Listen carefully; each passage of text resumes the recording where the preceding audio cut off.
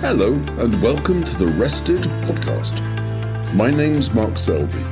I love the theatre of travel, discovering the stories of journeys and learning how people use their travel time. As regular listeners know, rested is the Swedish word for travel time. If we switch those two words round, we get time travel. And I have a question for you. If you had access to a time machine and could make one journey into the past or the future, which would you choose?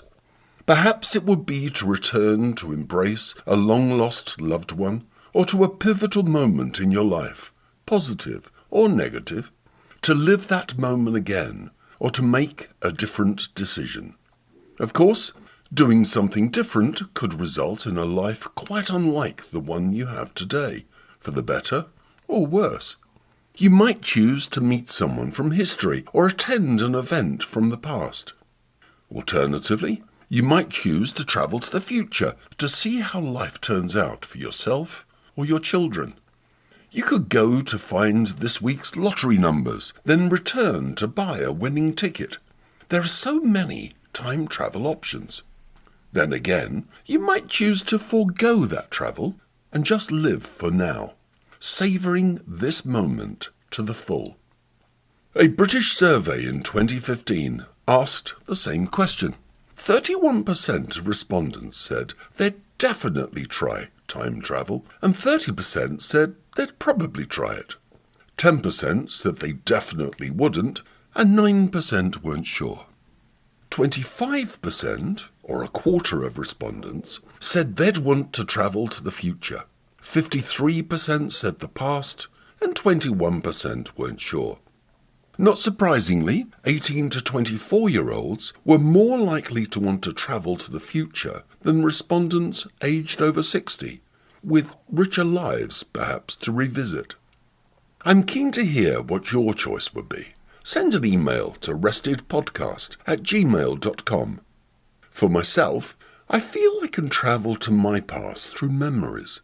I'm inclined towards the future, if only to reassure myself that I'm focusing on the genuine needs of tomorrow, but would probably choose to stay in the present.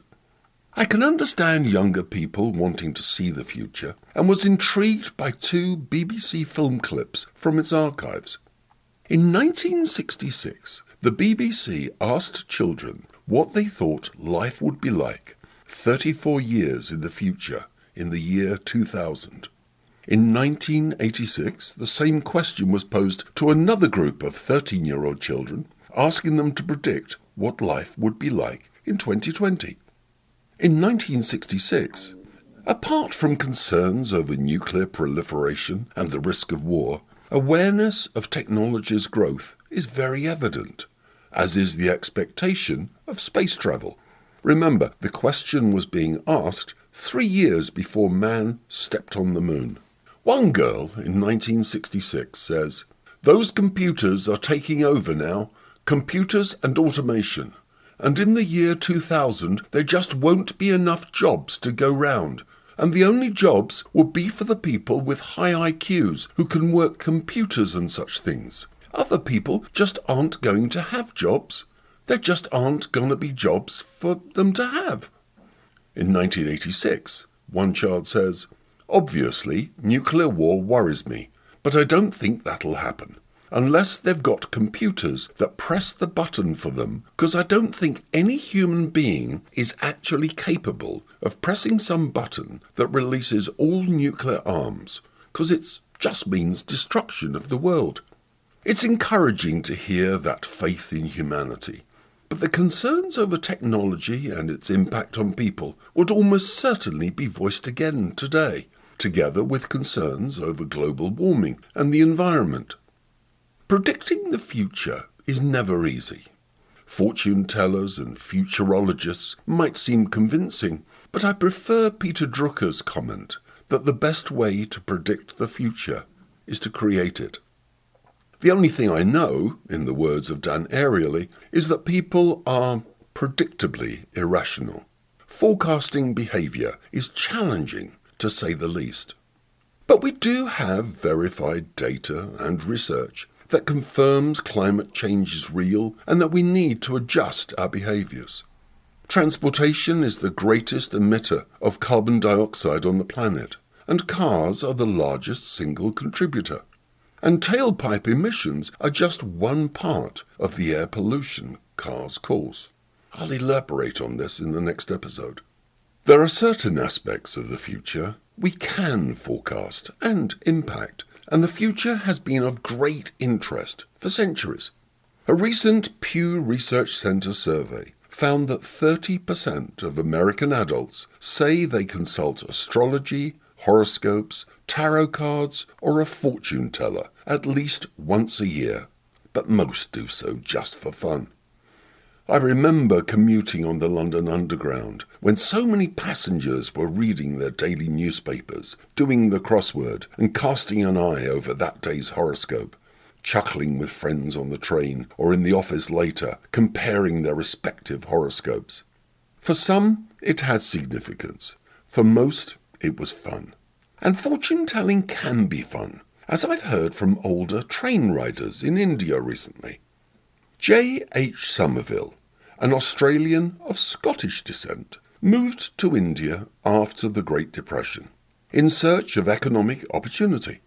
In 1939, he started a company in Calcutta called Eastern Scales, importing machines that sold tickets for bus rides and tourist attractions as well as scales.